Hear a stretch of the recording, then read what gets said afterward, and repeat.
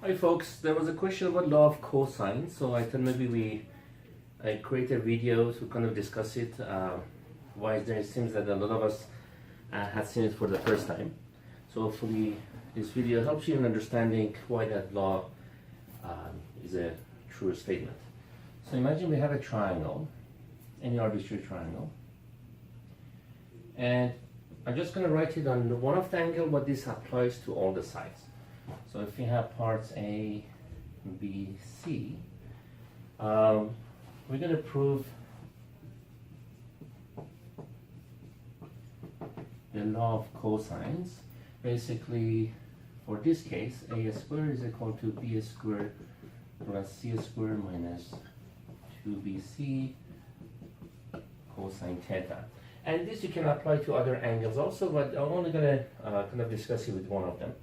So to prove this law, if you look at the height of this triangle, and we call that h, and let's call this segment x, so this c would be c minus x. Let's look at a couple of relationships that we accept as a truth by looking at these three different triangles. So if you look at these right triangles, right, from the beginning we have the following. Using the Pythagorean theorem, we have b squared equal to h squared plus c minus x squared.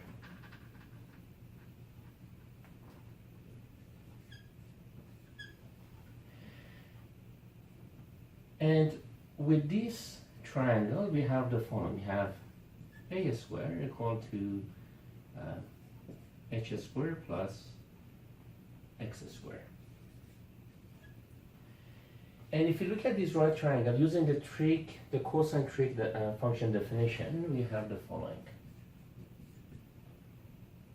Let me write it here so I have more space. Cosine theta adjacent over hypotenuse, so we have c minus x over b.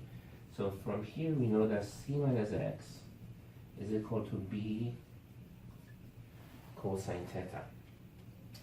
So we're going to use these facts that we know about this triangle in order to connect them together and see what can we construct out of it. So looking at this equation, we know we have h squared, and we have a h squared here. So maybe we can find the h squared from here and substitute it into that equation. So from these two,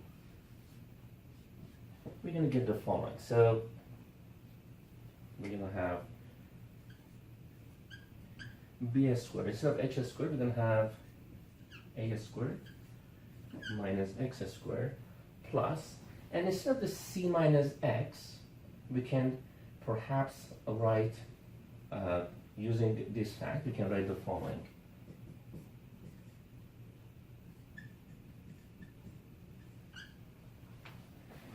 We're not done yet. We still have that x that we need to deal with. So looking at that x, we know that by looking at this triangle, the x here is basically c minus x, which instead of x squared, we can write c minus b cosine theta. So let me put that into that equation. So we have b squared equal to a squared minus, so we will have c minus b cosine theta squared plus b squared cosine squared theta. So let's fold this one and let's see what we will get. So we have b squared equal to a squared. So from here we will have c squared minus 2bc cosine theta plus b squared cosine squared theta plus b squared cosine squared theta. So if we distribute that negative sign, we will get the following. B squared equal to a squared minus c squared plus 2bc minus b squared cosine squared plus b squared cosine squared theta. And the common terms we can cancel out, so these two we can cancel out, and let's see what we're left by. So we have the following. So we have b squared equal to a squared minus c squared plus 2, and let's not forget the cosine theta here, so it'd be 2bc cosine theta. And if we move these two elements to the other side of the equation, we will have our law of cosine that we were referring to. So it'd be b squared plus c squared minus 2bc cosine theta. And the same proof applies to other angles, so we can expand that to the other three angles on this triangle. So hopefully this helped you to see where the law of cosine came from.